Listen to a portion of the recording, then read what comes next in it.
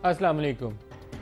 Zarb Azb operation جاری رہے گا۔ نواز شریف صاحب کہتے ہیں کہ ایک بھی دہشت گرد کی موجودگی تک اور کوئی ایک بھی سینکچری ہمارے علاقے میں ہوگی تب تک یہ آپریشن جاری رہے گا اور مکمل صفایا کرا جائے گا۔ کوئی پسندیدہ دہشت گرد کا گروپ نہیں ہے اور کوئی ایسی سینکچری نہیں ہے جس کو ہم نے یہ رکھا ہو کہ اس کو مارنا ہے اور اس کو نہیں مارنا۔ یہ پرائم منسٹر کی سٹیٹمنٹ ہے اور اس کے ساتھ ساتھ پھر ایک پریس کانفرنس کی گئی جس میں جنرل قادر بلوچ بھی تھے اور D G I F P R بھی تھے، یعنی کہ ایک طرف سول حکومت کا نمائندہ تھا اور ایک طرف فوج کا، دونوں نے بھی اس بیان کو دہرا دیا۔ ایک بہت بڑا مسئلہ یہ ہے اور دنیا ساری میں خبریں بھی چھپ رہی ہیں، بی بی سی نے اس کے اوپر کافی آرٹیکلز دیے ہیں۔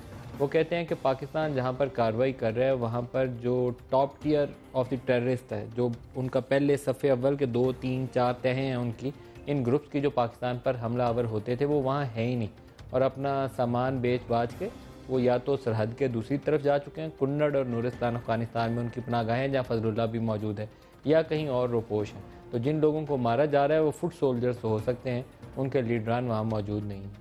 یہ ایک بہت بڑا سوال ہے جس کے اوپر آج کے پروگرام میں ہم بات کریں گے، اور یہ بھی پوچھیں گے کہ افغانستان اور امریکہ سے ہم کیا کہہ سکتے ہیں اس موقع کے اوپر، کیونکہ پاکستان میں 9/11 کے بعد ایک سٹیٹمنٹ جو ہر روز ہم اسٹیٹ ڈپارٹمنٹ اور ڈپارٹمنٹ آف ڈیفنس سے سنتے تھے وہ یہ تھی کہ ڈو مور۔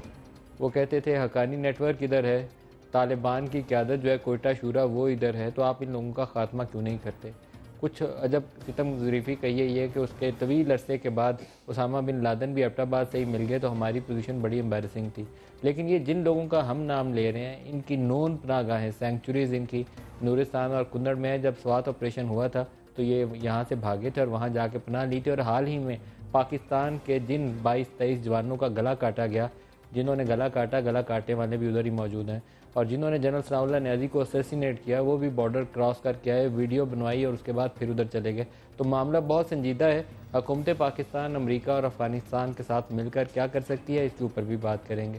لاہور میں وہ ٹریبیونل جو لاہور کلنگز ہوئی 17 جون کو طاہر القادری کی آمد سے پہلے 14 پاکستانی شہریوں کو قتل کیا گیا، جسے خود شہباز شریف وزیر اعلیٰ پنجاب نے کہا کہ معصوم شہریوں کا قتل ہوا۔ ان کے حوالے سے ٹریبیونل کی کارروائی جاری ہے۔ 3 جولائی کو جوائنٹ انویسٹیگیشن رپورٹ طلب کی ہے، لیکن آج اس میں 2 چشمدید گواہان نے بیانات ریکارڈ کروائے ہیں کہ پولیس والوں نے سیدھی گولیاں چلائیں۔ وہ گواہان کون ہیں اور ان کے بیانات کیا ہیں وہ بھی پروگرام کے دوسرے حصے میں ہم آپ کو سنوائیں گے، لیکن سٹارٹ کریں گے ہم ضرب عضب سے، اور اسلام آباد میں ہمارے ساتھ شریک گفتگو ہوں گے آج جنرل عبدالقادر بلوچ صاحب اور زاہد حسین صاحب۔ Very warm welcome to both of you جی۔ اور کراچی اسٹوڈیو سے ہمارے ساتھ ہوں گے پاکستان پیپلز پارٹی کے وزیر اطلاعات شرجیل میمن صاحب۔ میمن صاحب آپ کو بھی خوش آمدید کہتا ہوں۔ جنرل قادر بلوچ صاحب آپ فرمائیے گا، ضرب عضب ہم سب چاہتے ہیں، دعا گو ہیں کہ پاکستانی سرزمین سے یہ مسلح جتھے جس نام سے بھی موجود ہیں ان کا وجود جو ہے ہمیشہ کے لیے مٹا دیا جائے۔ کس قدر کامیابی سے ہم آگے بڑھ رہے ہیں؟ اللہ کے فضل و کرم سے جو سگنیچرز ابھی سامنے آئے ہیں اس میں اچھے نتائج سامنے آئے ہیں، اور ندیم ملک صاحب آپ کو ایک چیز میں بتانا چاہوں گا یہاں پر، وہ یہ ہے کہ اس میں ناکام ہونے کی گنجائش نہیں ہے، آپشن بھی نہیں ہے ہمارے پاس۔ اٹس ناٹ این آپشن، اور اس کی چاہے کتنی ہی کاسٹ کیوں نہ ہو، اسٹیٹ ایسی جنگ ہارنا افورڈ اور نہیں کر سکتی۔ اس کو کامیابی پہ ہمکنار ہر صورت میں ہونا ہے، اور نہ اس میں ٹائم امپارٹنٹ ہے، نہ ریسورسز امپارٹنٹ ہیں، نہ اس میں لاسز امپارٹنٹ ہیں، کم واٹ پہ۔ اس وقت قوم جس دہشت گردی کی وجہ سے جس نہج پہ ہم لوگ پہنچے ہیں، میرے خیال میں کوئی چیز پاسبل نہیں ہے۔ اگر یہ چیز اس طرح سے رہا، دہشت گرد یہاں پر اس طرح سے رول کرتے رہے تو خاکم بدہن یہ ملک پھر شاید باقی نہ رہے۔ گراؤنڈ آفینسو سٹارٹ ہوا، پاکستانی فوجیں اندر داخل ہوئیں کافی دنوں کی سرجیکل سٹرائکس کے بعد، تو کیا نشانات ہمیں وہاں ملتے ہیں کہ یہ جو طالبان کے وہ گروہ جو ہمارے نہ ملٹری بیسز کو چھوڑتے تھے، نہ خواتین سے بھرے ہوئے مینا بازار پشاور کو چھوڑا تھا، نہ لاہور مون مارکیٹ چھوڑی تھی، پریڈ لین بامبنگ میں 3 جنریشنز تھیں ہمارے وہ فوجی جوانوں کی جو اسے ایک بم دھماکوں میں ماری گئی تھی، کیا وہ ملے وہاں ہمیں وہ مارنے والے؟ دیکھیں بالکل جو وہاں پر لوگ مارے گئے ہیں جن کے بارے میں کہا جا رہا ہے وہ دہشت گرد ہیں، ان کے دہشت گرد ہونے میں کسی کو کسی قسم کا شک نہیں ہونا چاہیے۔ کم و بیش 450 کے قریب لوگ ابھی تک مارے جا چکے ہیں، جو فگر ابھی سامنے آئی ہے، اور ان کو اس لیے دہشت گرد سمجھنا چاہیے اور بطور دہشت گرد کے ان کو قبول کرنا چاہیے۔ اس کی وجہ یہ ہے کہ پاکستان فوج نے وہاں پر اناؤنسمنٹس کیے کہ کوئی آدمی یہاں پر باقی نہ رہے، اور تمام بندوبست کیا گیا ان کے انخلا کا، اور انخلا کرنے کے لیے جس قسم کی سہولتیں ان کو چاہیے تھے وہ تمام کے تمام ان کو مہیا کیے گئے۔ ہماری ازمپشن یہ ہے، اور پھر انسانی زندگی کی جو قدر ہے، ہر ایک کو اپنی لائف کی پرواہ ہونا چاہیے۔ بتایا ہی گیا تھا کہ آپریشن کیے جائیں گے، ایئر فورس استعمال کیا جائے گا، توپیں استعمال کیے جائیں گے، اور زمینی افواج استعمال کیے جائیں گے۔ جو اس کے بعد آئے گا وہاں پر اس کو دہشت گرد خیال کیا جائے گا اور اس کو تحقیق کیا جائے گا، اور وہی کارروائی کی جا رہی ہے۔ اگر وہاں پر لوگ مر رہے ہیں تو وہ دہشت گردی ہے جی۔ اور اس بات کا ثبوت کہ کس نے کسخانی بازار میں کارروائی کی اور کون پریڈ لین کے کارروائی میں مبتلا تھا اور کون سیشن کورٹ والی میں اور کون ایئرپورٹ والی میں، ان کے بارے میں ابھی تک کوئی اس قسم کے ثبوت نہیں آئے۔ ایسے نون لوگ نہیں تھے، یہ تو بے شمار ہیں، ان کے فائٹرز ہیں، اور جو مرے ہیں یہ وہی ہیں۔ بات یہ آ جاتا ہے کہ کیا ان کے وہ کمانڈر جن کے نام سامنے آتے رہے ہیں، کیا وہ اس میں شامل ہیں ان مرے ہوئے لوگوں میں یا مارے جانے والے لوگوں میں؟ وہ ایک ایسی چیز ہے کہ بنیادی طور پر جب آپریشن کوئی آپ لانچ کرتے ہیں تو آپریشن کا مقصد فزیکل ایلیمینیشن ہوتا ہے، اس میں کوئی شک نہیں ہے، لیکن اس کے ول کو بریک کرنا ہوتا ہے۔ فائٹنگ والی ول اگر اس کی بریک ہو جاتی ہے، آرگنائزیشن اس کا ٹوٹ جاتا ہے، ایبلٹی ان کی ختم ہو جاتی ہے، دیٹ از دا پرپز۔ جب ہم ملٹری آپریشنز کے متعلق پڑھتے رہے ہیں کتابوں میں بھی اور انالیسز بھی، تو وہ کہتے ہیں کہ ٹیک آؤٹ دی لیڈرشپ، تو جو نیچے وہ آرگنائزیشنل سٹرکچر ہوتا ہے وہ بکھر جاتا ہے۔ تو آپ لیڈرشپ کو نہیں لیتے تو وہ آرگنائزیشن سٹرکچر کا توڑ نہیں سکتے۔ لیڈرشپ کو نو یو آر ناٹ گیٹنگ می، میں کبھی بھی یہ نہیں کنوے کرنے کی کوشش کر رہا ہوں کہ leadership is not our target. جو بھی وہاں پر موجود ہے اس وقت، فوج نے جو آج کی بریفنگ میں ہمیں پتہ چلا اور اس سے پہلے ہمیں جو بتاتے رہے مختلف بریفنگ میں، انہوں نے کہا انہوں نے ٹوٹل ایریا کو سیل آف کیا ہوا ہے، مختلف جگہ جہاں پر ان کی موجودگی ہے، اور اس بات کا کوئی امکان نہیں ہے کہ وہاں سے کوئی نکل جائے، اور وہاں پر جو کوئی بھی ہے وہ آئے گا، تحقیق کیا جائے گا، وہ اس کے بچنے کے امکانات بہت کم ہیں۔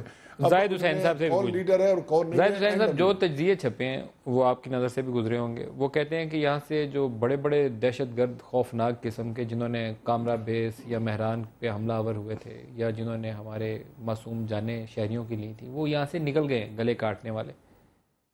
دیکھیں، یہ تو بہت ہی مشکل ہے اس وقت کہنا نکل گیا ہے کون بچا ہے۔ اصل مسئلہ میں اس سے اتفاق کرتا ہوں کہ جنرل صاحب نے بات کی ہے کہ جب ہم کسی علاقے میں جاتے ہیں تو اس کا سب سے پہلا جو ہمارا مقصد ہوتا ہے کہ وہ جو ہے اسٹیٹ کی ریٹ دوبارہ قائم کی جائے۔ نارتھ وزیرستان کی جو صورتحال تھی وہ یہ تھی کہ وہ آپ کے قبضے میں نہیں تھی، وہ ایک لحاظ سے کہا جائے کہ ایک آٹونومس سے ایک ایریا بن گیا تھا جہاں دنیا بھر کے جو ہے ٹیررسٹ آتے تھے، پاکستان سے بھی جاتے تھے اور وہاں پہ ٹریننگ کرتے تھے، وہاں اس کو استعمال کرتے تھے دوسری جگہوں پہ حملے کرنے کے لیے۔ تو ایک بہت اہم چیز جو ہوتی ہے کہ اس کا ایک سائیکولوجیکل ایفیکٹ بھی پڑتا ہے، اس کی وجہ سے جو ان کا نیٹ ورک دوسرے علاقے ملک کے دوسرے حصوں میں ہوتا ہے اس کو بھی ایک تقویت ملتی ہے۔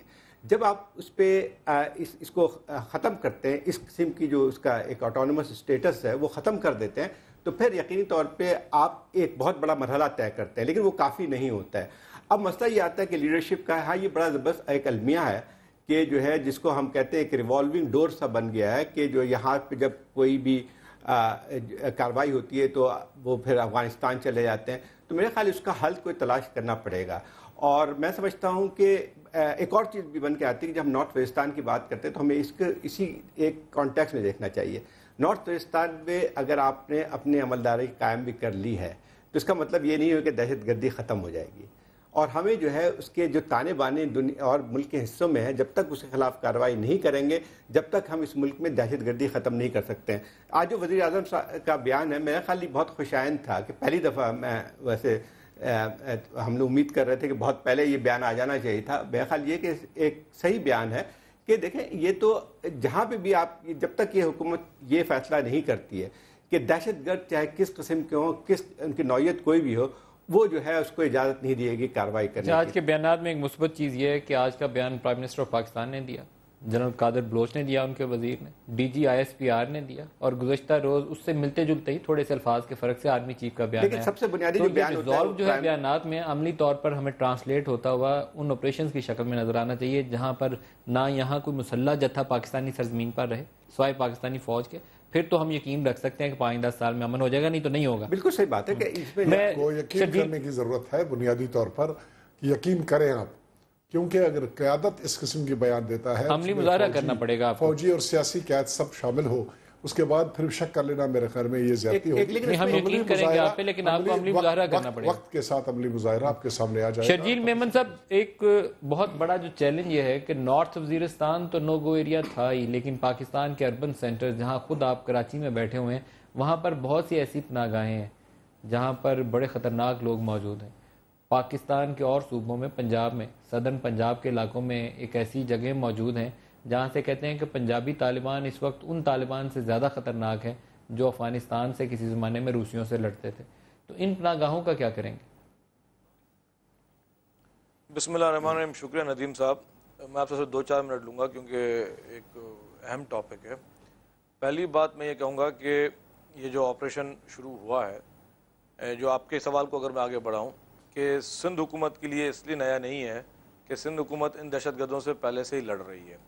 ہماری پولیس، ہماری رینجرز، جو آپ نے اربن ایریاز میں کہا، بالکل کراچی سمیت دیگر جہاں جہاں علاقوں میں ان کی موجودگی کی اطلاع ہے، وہاں پہ ان کے ساتھ مقابلے بھی ہوئے ہیں، ان کو مارا بھی گیا ہے، ان کی پناہ گاہیں جو ہیں وہ تباہ بھی کی گئی ہیں. اور آپ نے ان کے خود بیانات طالبان کے دیکھے ہوں گے جس میں انہوں نے کہا کہ ہمیں سندھ حکومت نے ہمارے ساتھ زیادتیاں کی ہیں، ہمارے لوگ گرفتار ہوئے ہیں، ہمارے لوگ مارے گئے ہیں. اور آج بھی دہشت گرد کافی گرفتار ہیں اور کافی مارے جا چکے ہیں. تو باقی پنجاب کے دیگر علاقوں میں اور پاکستان کے دیگر اربن ایریاز میں بھی ان کی موجودگی کی یقیناً اطلاعیں بھی ہیں. اور اسی کی ایک میں مثال دوں گا کہ ماضی میں ہمارے پنجاب کے چیف منسٹر صاحب نے یہ بیان دیا تھا جب طالبان نے پنجاب میں بھی اٹیک شروع کیا تھا. وہاں پہ ایک درگاہ پہ جب اٹیک ہوا تھا کہ طالبان پنجاب کا میں آپ حملے نہ کریں کیونکہ ہم آپ کے نظریے کے حامی ہیں. آج جو پرائم منسٹر صاحب کا اسٹیٹمنٹ ہے اس کو میں ویلکم کرتا ہوں. بہت عرصے کے بعد پرائم منسٹر صاحب نے ایک بیان دیا ہے کہ جب تک پاکستان میں دہشت گرد موجود ہیں تب تک یہ کارروائیاں جاری رہیں گی. یہ ان کو جب وہ پرائم منسٹر نہیں تھے تب بھی کہنا چاہیے تھا، اور جس دن انہوں نے پرائم منسٹرشپ کا حلف لیا تھا اس کے بعد بھی معصوم لوگوں کی جانیں جاتی رہیں، ان کو اسٹینڈ لینا چاہیے تھا. لیکن ہم یہ چلاتے رہے، کہتے رہے کہ ہمیں کسی بھی ٹی وی چینل میں آج دن تک میں کہتا ہوں پرائم منسٹر یا نون لیگ کی مرکزی قیادت نے طالبان کا نام لے کر کسی نے ان کو دہشت گرد نہیں کہا. آج بھی یہ کہا جا رہا ہے کہ دہشت گرد جب تک موجود ہوں گے یہ کارروائی جاری رہے گی. لیکن طالبان کو دہشت گرد کہنے کے لیے نہ ہی ہمارے پرائم منسٹر صاحب تیار ہیں، نہ ہی ان کی جو کابینہ کے اہم وزراء ہیں جس میں خواجہ آصف صاحب ہوں یا چودھری نثار صاحب ہوں، کبھی بھی طالبان کا نام لے کر ان کو دہشت گرد نہیں کہا گیا. لشکر جنگوی کے ساتھ جو مراسم، اچھا مجھے ایک بریک کی طرف جانا ہے، لیکن محمد صاحب ایک چیز آپ فرما دیجیے گا کہ کراچی کے اندر جو آپریشن جاری ہے ابھی تک، وہاں پر سوراب گوٹ ہو، لاصف سکوئر ہو، آپ کا لیاری کا علاقہ ہو یا پٹیل پاڑا ہو، مجھے معلوم ہے کہ وہاں پر وزیرستان سے منسلک یا ان ٹرائبل ایریا سے منسلک لوگوں کی پناہ گاہیں ہیں. جو ایک چینل موجود ہے جو کراچی کے ان 4-5 جگہوں سے اور ان وزیرستان کے علاقوں سے جڑا ہوا ہے، وہ ابھی تک آپ ختم نہیں کر سکے، اس کو ایلیمینیٹ نہیں کر سکے، وائپ آؤٹ نہیں کر سکے اس کو. آپ کیوں؟ دیکھیں میں آپ کو اس میں ایک کلیئر بات بتاؤں آپ کو. آپ نے صرف چند علاقوں کا نام لیا، اور بھی علاقے ہیں پورے ویسٹ کا، منگو پیر اور باقی اس طرح کے کٹی پہاڑی اور منگو پیر بھی اس میں شامل جہاں پہ طالبان کی موجودگی اطلاع ہے. دیکھیں بات سنیں، وانا میں بمباری کرنا اور کراچی کے حالات زمین آسمان کا فرق ہے. یہ سارے تھکلی پاپولیٹڈ ایریا ہیں. اس میں صرف انٹیلیجنس شیئرنگ کے ذریعے ہی کارروائیاں کی جا سکتی ہیں. جیسے ہمیں انٹیلیجنس کے ادارے جن کی ابھی تک مدد سے کارروائیاں ہوئی ہیں کامیابی سے، اور انہی کی مدد سے ہی ساری کارروائیاں چل رہی ہیں، وہ جس طرح ان کی اطلاع آتی ہے تو ان لوگوں پہ اٹیک کیا جاتا ہے. اور اس طرح نہیں کیا جا سکتا جس طرح وانا وزیرستان میں ہو رہا ہے کہ ہم یہاں پہ ایئر اسٹرائک کریں، کیونکہ وہاں پہ بہت زیادہ بے گناہ لوگ بھی رہ رہے ہیں اور بہت ہی ایک تھکلی پاپولیٹڈ ایریا ہے، کروڑوں کی آبادی کا شہر ہے. تو اس میں سوچ سمجھ کر ایکشن ہوتا ہے. اور میں سمجھ رہا ہوں کہ پچھلے 3-4 سال سے یہ ایکشن ہمارا جاری ہے. اور آپ دیکھیں کہ پچھلے 3-4 سال میں آپ کو القاعدہ کے دہشت گرد بھی اس شہر سے گرفتار ملے ہیں، آپ کو طالبان کے بھی بڑے اہم دہشت گرد ملے ہیں، اور کل عدم تنظیموں کے دہشت گرد جو ہیں یہاں پہ مارے گئے یا گرفتار ہوئے. میمن صاحب ملنے کے باوجود کراچی ایئرپورٹ پہ بھی اٹیک ہو جاتا ہے، مہران بیس بھی اٹیک ہو جاتی ہے. تو جب ان واقعات کا تدارک نہ ہم کر پائیں تو پھر خوف تو ہمارے سر پہ سوار رہتا ہے. ایک بریک لے لیں، بریک پر ہمارے کہہ رہے ہیں جی پہلے بریک لے لیں، بریک سے واپس آتے ہیں. تو ہم نے ضرب عزم منطقی انجام کتنے عرصے میں پہنچے گا، کتنے عرصے میں ہم یہ پاکستان کے اندر سے مسلح جتھوں کا خاتمہ کریں گے، اس پہ بھی پوچھیں گے. اور لاہور کے واقعے کے حوالے سے 2 کلیدی گواہ جنہوں نے کمیشن کے سامنے بیان ریکارڈ کروایا، ان سے بھی پوچھیں گے کہ انہوں نے کیا دیکھا، گولیاں چلانے والے کون تھے. ہمارے ساتھ رہیے گا.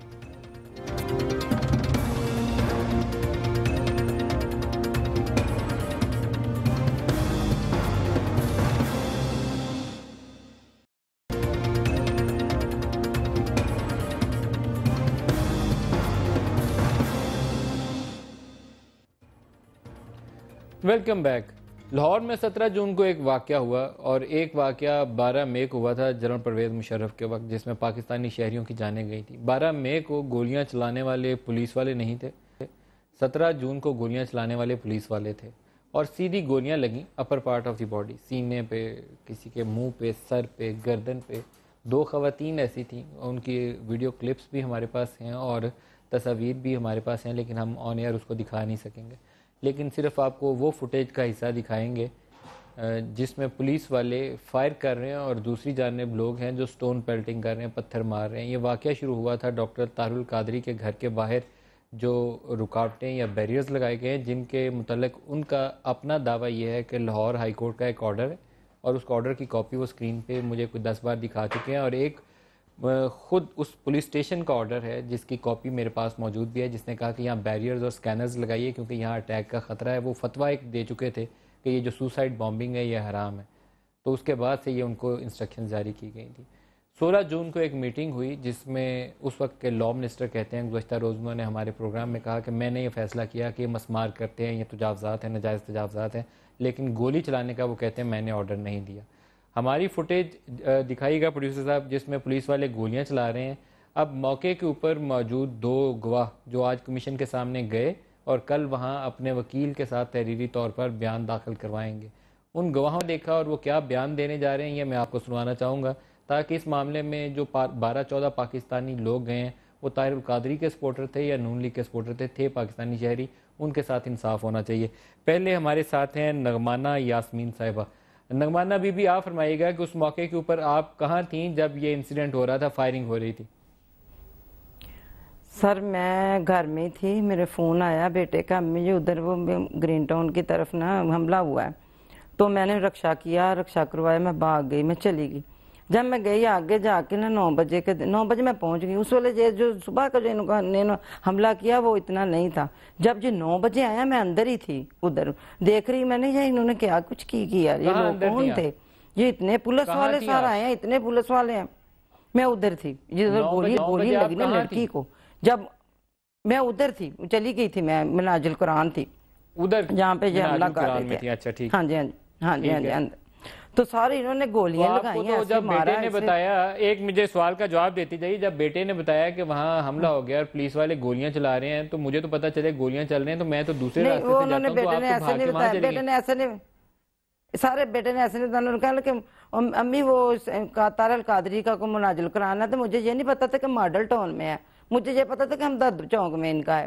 تو میں رکشے میں گئی ہوں، میں رکشے میں جب گئی ہوں نا تو پھر میں پہنچ گئی ادھر 9 بجے. سوشل ورکر ہوں نا، علاقوں میں اپنے علاقے میں الیکشن بھی لڑتی رہتی ہوں. تو جب میں گئی ہوں ادھر تو میں نے کہا ابھی کو کیا کچھ بھی نہیں ہے، ختم ہو گیا. جب یہ پولیس والے آئے ہیں اندر دھکے مار کے، انہوں نے شیشے توڑے ہیں، اندر آ کے لڑکی ایسے کھڑی ہے، اس نے آ کے سیدھا انہوں نے اس نے آگے گیٹ کے آگے کھڑی ہو گئی ہے، یہ اندر مرکز کی طرف ہی نکل گئے ہیں، انہوں نے اندر جا کے پاؤں کی ہے. اور ایک عورت بچاری وہ جو نیچے گر گئی ہے، اس کے منہ میں گولی انہوں نے ماری. یہ سامنے میں نے سارا واقعہ میں نے اپنی آنکھوں سے دیکھا. اس کے منہ میں جس نے گولی ماری تھی، رک جائیے نغمانہ بی بی رک جائیے، آپ نے کہا وہ عورت نیچے گر گئی تھی اور گولی اس کے منہ میں ماری پولیس والے نے. پولیس والا پولیس کی یونیفارم میں، پولیس والے ہاں جی پولیس والا تھا وہ. اور جن لوگوں نے اندر فائر کیا، جس میں 14 لوگ ہمارے پاس جو اطلاعات ہیں مختلف نمبر ہے لیکن 14 تک تعداد ہے، وہ جو گولیاں چلا رہے تھے لوگ وہ پولیس یونیفارم میں تھے یا سادہ کپڑوں میں تھے؟ نہیں یونیفارم والے، پولیس والے، سادے کپڑے والے نہیں کوئی. آپ ساتھ ہی رکیے. محمد راشد صاحب ہیں ہمارے پاس، دوسرے گواہ، یہ بھی آج گئے تھے کمیشن کے سامنے، ہدایت دی گئی ہے کہ تحریری طور پر وکیل کے ساتھ بیان دیجئے. راشد صاحب آپ فرمائیے، آپ کہاں تھے جب یہ سانحہ پیش آیا؟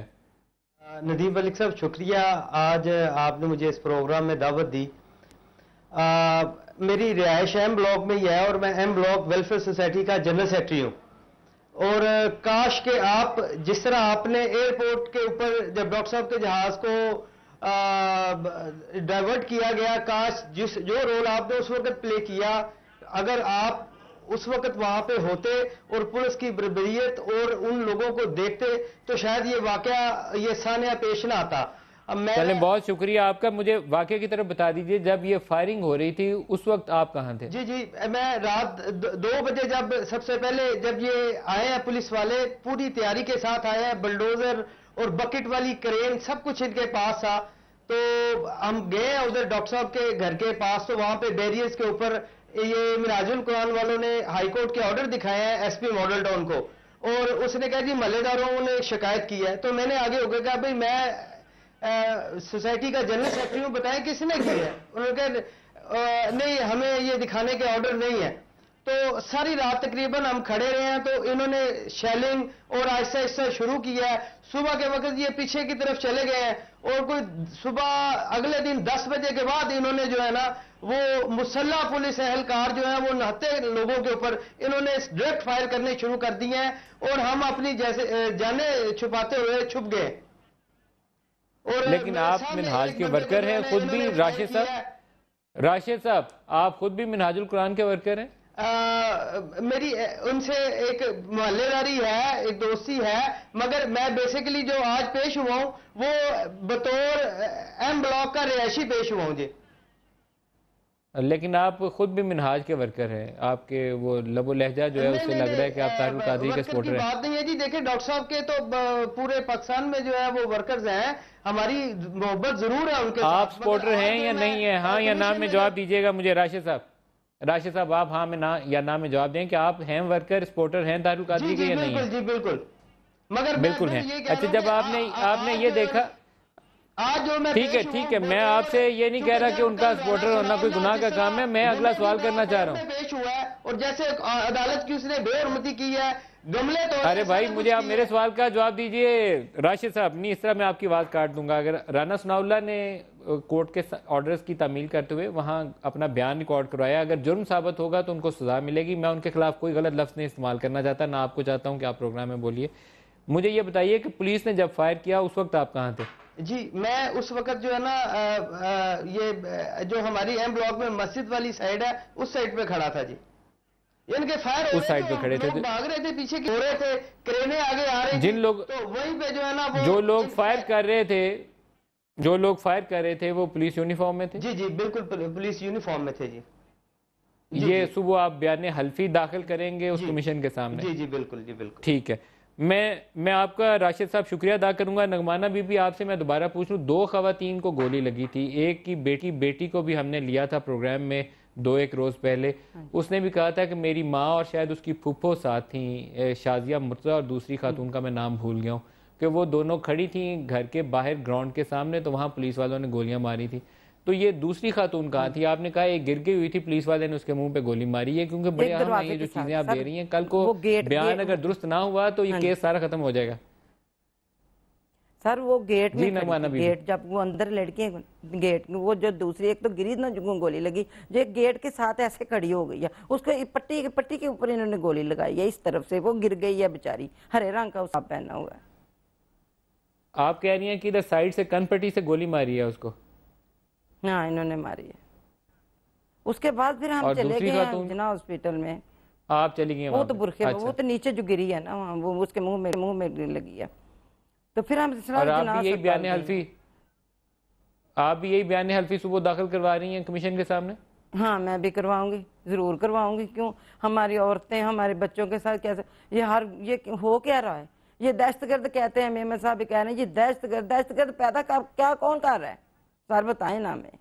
ये हमारा भी तहफ़्फ़ुज़ खत्म हो गया, हमारे पंजाब में भी ऐसे कर रहे हैं, क्या किया जाए इनका? नगमाना बीबी आपका भी बहुत शुक्रिया, आप हमारे साथ रही। ये आपके बयानात के हवाले से हमारे पास बड़े मोहतियात हैं, मेहमान हैं, रिस्पॉन्सिबल पोजीशन पे हैं, इनसे हम पूछेंगे, क्योंकि जो लोग भी मारे गए किसी भी जमात के सपोर्टर थे, पाकिस्तानी शहरी थे, और लॉ ऑफ द लैंड जो कहता है उसके मुताबिक इंसाफ होना चाहिए। हमारे प्रोड्यूसर साहब को ब्रेक की बहुत जल्दी है, इस वक्त पहले ब्रेक ले लेंगे, ब्रेक के बाद जनरल कादर ब्लॉग से इसका जवाब लेंगे। हमारे साथ रहिएगा।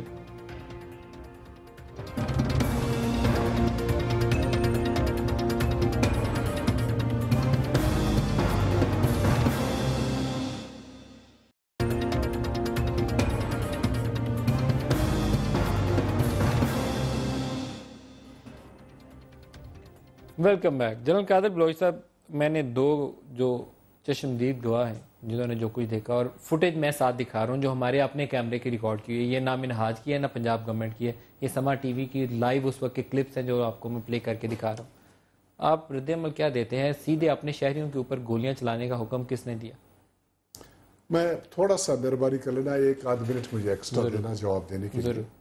जहाँ तक इस वाक़े का ताल्लुक है, मैं आपको यकीन से बताता हूँ आपको कि इसमें पंजाब, जहाँ तक गवर्नमेंट का ताल्लुक है, पंजाब चीफ मिनिस्टर का ताल्लुक है, उसको किसी किस्म का उसको पता नहीं था इसके बारे में। फिर वो बहुत नाअहल आदमी है, मैं माजरत चाहता हूँ। नहीं, रात 2 बजे से अगले दिन तक यकीन चलता रहा। नाअहली की बात, मॉडल टाउन में वो मौजूद हो, उन्हें पता ना हो। मैं आपको बता रहा हूँ कि नाअहली की बात नहीं थी। असल बात जो मैं कुछ ऐसी चीज़ें आपको बता रहा हूँ जो शायद पहले से नहीं है, कि वो कहते हैं कि सिचुएशन कंट्रोल से बाहर जा रही थी जब स्टोन पेल्टिंग ये कार्रवाई शुरू हुआ, और इस बात का एहतमाल होने लगा कि मामला ज़्यादा ख़राब ना हो जाए। 8:30 बजे के करीब उन्होंने कह दिया लोगों को कि तुम विड्रा कर लो, ये ख़त्म कर दो ये कार्रवाई। उसके बाद वो गए थे वहाँ पर पंजाब गवर्नर हाउस में, चीफ जस्टिस की ओथ टेकिंग होनी थी, और वो 10:30 बजे तक वहाँ रहे। इस दौरान में किसी ने उनको नहीं बताया, और वो जो क्या कहते हैं उसको,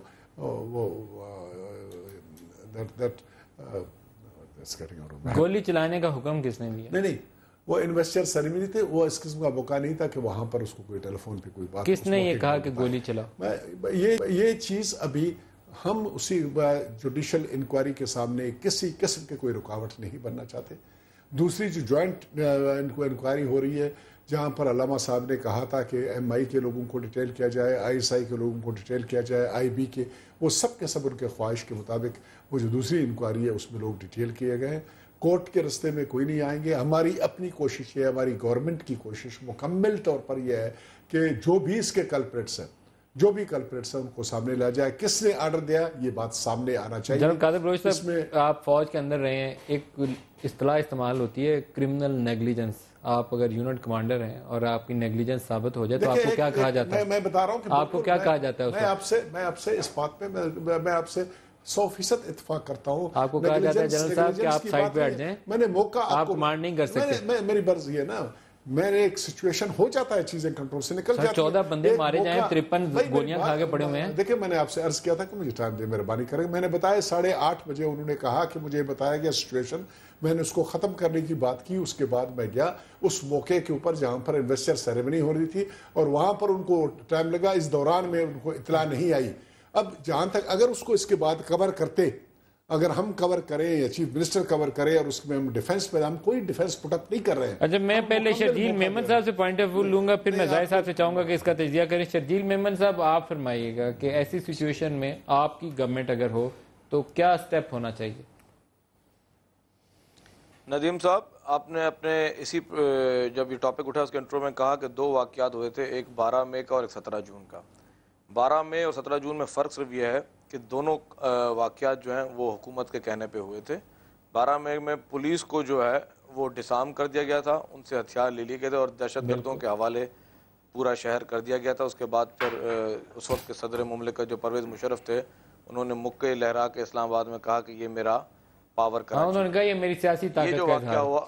आज शर्जील मेमन साहब, अगर पंजाब में हुकूमत आपकी होती तो आप क्या चाहते? आपके वज़ीर आला स्टेप डाउन करते कि अगर पंजाब में हुकूमत आपकी होती? बराह रास्त जवाब चाहता हूँ इसका।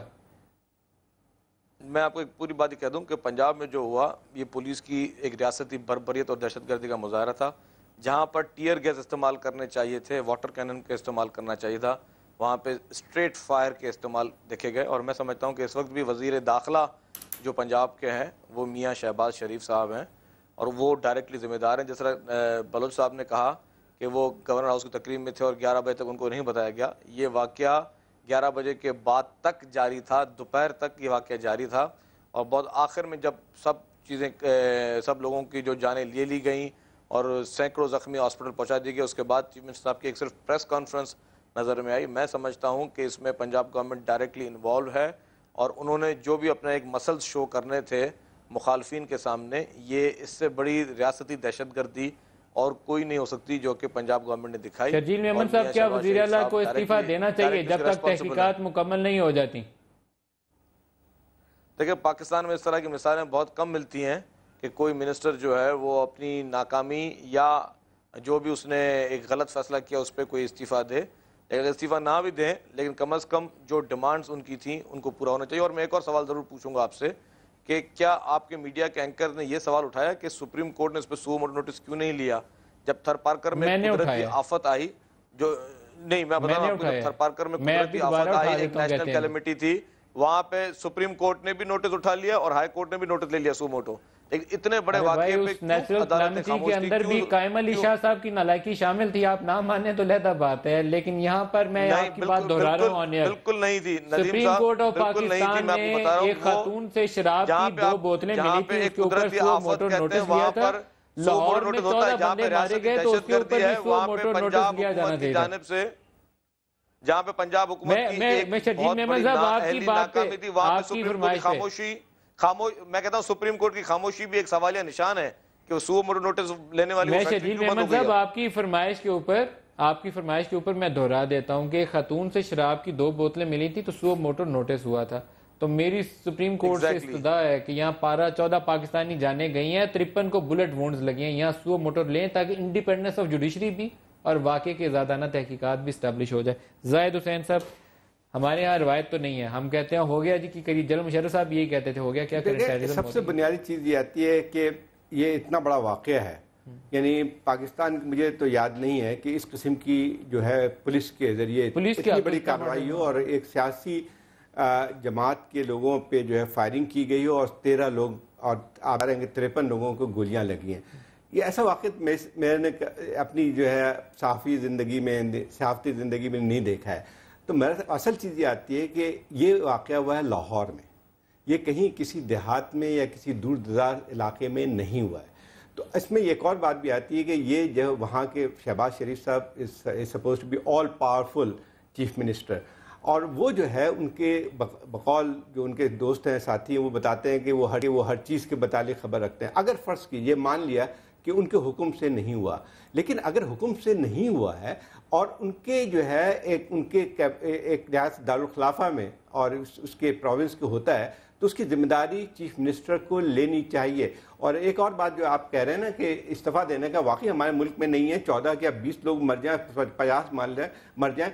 ایک واقعہ ہوا تھا جو آپ کو ابھی یاد ہے، ساؤتھ کوریا میں ایک فیری ڈوبتی ہے اور اس میں 300 لوگ شاید مر جاتے ہیں، تو اس میں جو ہے وہاں کا وزیر اعظم مستعفی ہو جاتا ہے۔ کیا اس نے آرڈر دے کے اس کو فیری کو تو نہیں وہ کیا تھا، لیکن اس نے اپنے اوپر جو ہے اس کا ایک ذمہ داری لی۔ اسی طرح سے جو ہے آپ کو اور بھی یاد ہوگا کہ ریلوے منسٹر، یہ ایسا بہت واقعات ہو چکا ہے، ہندوستان میں بھی ہو چکا ہے کہ ایک ایکسیڈنٹ ہوتا ہے، اس میں ریلوے منسٹر استعفیٰ دے دیتا ہے، حالانکہ ریلوے منسٹر کا جو ہے براہ راست کوئی تعلق تو نہیں تھا بن گیا، لیکن ایک ذمہ داری اس کی آتی ہے۔ اور میں سمجھتا ہوں ویسے پاکستان بدترین مسائلوں میں نا، بعض معاملات میں معذرت چاہتا ہوں، جنرل صاحب فوج میں بھی رہے ہیں، ہماری بیسز اٹیک ہوئیں اور اسامہ بن لادن والا واقعہ ایبٹ آباد ریڈ ہوا، اس کے اوپر میری بڑی خواہش تھی کہ فوج مثال وہ قائم کرتی جو سویلین نہیں کر سکتے، فوج نے بھی وہ مثال قائم کی۔ پاورفل اگر کوئی حکومت ہوتی تو اس وقت بھی کارروائی کرنی چاہیے، فوج کو خود کرنی چاہیے۔ ایبٹ آباد ریڈ پاکستان کے اوپر ریڈ ہوگی، بالکل صحیح بات ہے، اور اس میں جو ہے جو ذمہ داری بن کے آتی ہے وہ جو ہے وہاں پہ اعلیٰ جو ہے اگر ISI پہ بھی پڑھ کے آتی تھی، اس پہ فوج پہ بھی پڑھتی تھی، میرے خیال کارروائی ہونی چاہیے تھی۔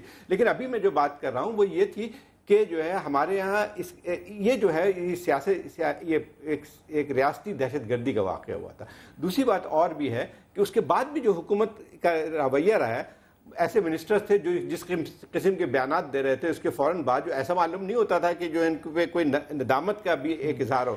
اگر سازش بھی ہوئی ہے تو سازش میں جو ہے آپ یہ بتائیے کہ جو ہے چیف منسٹر کیا اتنے بے خبر ہیں کہ ان کے شاگرد اتنی بڑی سازش ہو گئی ہے؟ ارے ان کے متعلق تو ان کی پوری میڈیا کی جو کیمپین ہے وہ تاثر یہ قائم کرتی ہے کہ ہی از دی موسٹ ایکٹیو پرسن، بڑے اسمارٹ آدمی، ہر جگہ موجود ہوتے ہیں، ہر جگہ ہر وقت چیف منسٹر پنجاب، اور وہ گولیاں چلتی نہیں پتہ ہی نہیں چلا، اور ماڈل ٹاؤن کے اندر ہی گولیاں چلتی نہیں پتہ ہی نہیں چلا۔ جنرل قادر بلوچ صاحب، پچھلے کچھ عرصے سے بعض معاملات ایسے ہوئے، ایک معاملے میں مجھے لگا کہ شاید آپ نے ایک وہ بڑی ایکسٹریم ٹینشنز کو سول ملٹری کو ڈیفیوز کرنے میں رول ادا کیا، جس سے معاملات تناؤ سے ہٹ کے ضرب عضب کے بعد سول ملٹری کی عادت دوبارہ ایک پیج پہ آ گئی۔ لیکن آپ کی پولیٹیکل گورنمنٹ کا رول یہ ہونا چاہیے کہ واٹر ٹینکر لے کر کھڑی ہو، کوئی بندہ فائر ورکس کی طرف آتا بھی ہے تو پانی ڈال کے اس کو بجھا دیں۔ آپ لگتا ہے کہ فیول ٹینکر لے کر کھڑے ہیں، کوئی بندہ ماچس بھی جلاتا ہے تو آپ آگے اس کے اوپر نا وہ مٹی کا تیل یا کوئی پیٹرول چھڑکتے ہیں کہ آگ اور چلے۔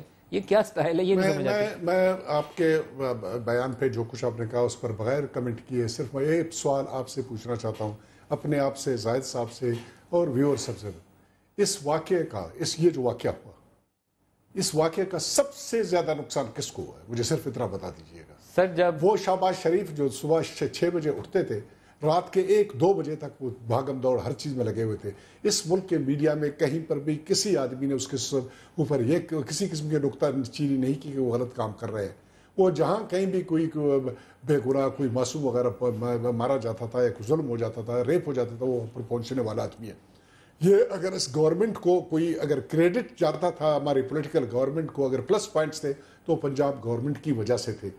اور اس انسیڈنٹ کی وجہ سے آپ بتا دیجئے کہ سب سے زیادہ نقصان کس کو ہوا؟ کیا ہم لوگ اتنے نااہل اور ناسمجھ اور بیوقوف تھے جو کہ اگر انسٹرومنٹل تھے اس واقعے میں کنٹریبیوٹ کرنے کے لیے کہ اپنے پاؤں پہ ہم نے وہ کلاڑی مارا جس کا علاج کوئی نہیں ہے. صاحب میں آپ کی ساری باتوں سے اتفاق کرتے ہوئے میں اس بات سے متفق نہیں ہوں کہ ان کی اکاؤنٹیبلٹی نہ کی جائے. Accountability is the part of the process. یہ آپ کی جمہوریت کی روح ہے. ان کو پتہ بھی نہیں چلا ہوا, لیکن ذمہ داری ان کی آتی ہے. یہ کرمنل نیگلیجنس. میں ایک عرض کروں گا کہ please let's wait for the outcome. Inquiry کے لیے انہوں نے جو کہا وہ سارے بندے ڈیٹیل کیے گئے. اگر سپریم کورٹ انکوائری کرتی ہے تو government of Pakistan will not come in its way. اور یہ کمیشن جو جوڈیشل کمیشن بنی ہے, اب تک ہم سب کا ایمان تھا کہ ہماری عدلیہ آزاد ہے. اگر آزاد عدلیہ ہے اس کے آؤٹ کم کے لیے لیٹس ویٹ. شرجیل محمد صاحب کی طرف چلتے ہیں. ہمارے اوپر آ جائے, ممکن ہے یہ ثابت ہو جائے کہ ہماری نااہلی تھی. ہمارے شرجیل محمد صاحب کلوزنگ ریمارکس صاحب سے, میرے پروڈیوسر صاحب کہتے ہیں ٹائم ختم ہو گیا جی. کلوزنگ ریمارکس شرجیل محمد صاحب. ندیم صاحب, جنرل بلوچ صاحب کی بہت زیادہ عزت کرتا ہوں میں, لیکن جو انہوں نے ایگزامپل دیا, میں سوری معذرت کے ساتھ, یہ یہاں فٹ اس لیے نہیں ہوتا کہ بھلے اس میں بدنامی پنجاب حکومت کی ہوئی ہے, لیکن اس میں پنجاب حکومت کی ایما کے بغیر کوئی معمولی واقعہ اگر ہو جائے اس کی تو میں ذمہ داری نہیں دوں گا کسی گورنمنٹ پہ, جو کہ 10-15 منٹ میں ہو جائے گا. اگر 11 گھنٹے تک یہ پورا تماشا بنا رہے سڑکیں اور فائرنگ ہوتی رہے, معصوم لوگ مرتے رہے اور چیف منسٹر کو معلوم نہ ہو, تو یہ چیز کم از کم میں معلوم, میرے سمجھ سے یہ بالکل چیز بات نہیں آتی کہ اتنے بڑے باخبر اور ایکٹیو چیف منسٹر کو یہ پتہ نہیں چلا کہ 11 گھنٹے تک اس کے اپنے ڈپارٹمنٹ, کیونکہ وہ وزیر داخلہ خود ہیں, ان کے اپنے ڈپارٹمنٹ کے لوگ جو ہیں وہ معصوم لوگوں کی جانیں لے رہے ہیں, ان کو وہ لا علم رہے 11 گھنٹے تک. یہ چیز میرے سمجھ میں نہیں آتی. دوسری بات, انہوں نے میرے پاس وقت ختم ہو گیا, میں آپ کا شکریہ ادا کروں گا کہ آپ ہمارے ساتھ رہے. اور انہوں نے آئندہ کے لیے وہاں پہ لوگوں کے لیے یہ ڈر اور خوف پیدا کر دیا کہ آج کے بعد لوگ شرجیل محمد صاحب, زاہد حسین صاحب, جنرل قادر بلوچ صاحب اور لاہور محمد راشد صاحب اور نغمانہ بی بی ہمارے ساتھ ہی, سب کا بہت شکریہ. تھر پارکر میں جب بچے مر رہے تھے اور وہ مہینوں یہ سلسلہ چلا, تو جب ہم سوال اٹھاتے تھے تو اس کی وجہ بھی یہی تھی کہ وہ بات یہ ہو ہی نہیں سکتا کہ چیف منسٹر کے نالج میں نہ آئے, اور اگر وہ اس تمام عرصے میں اپنی جگہ سے نہیں ہلے تو وہ قائم علی شاہ صاحب کی نااہلی تھی.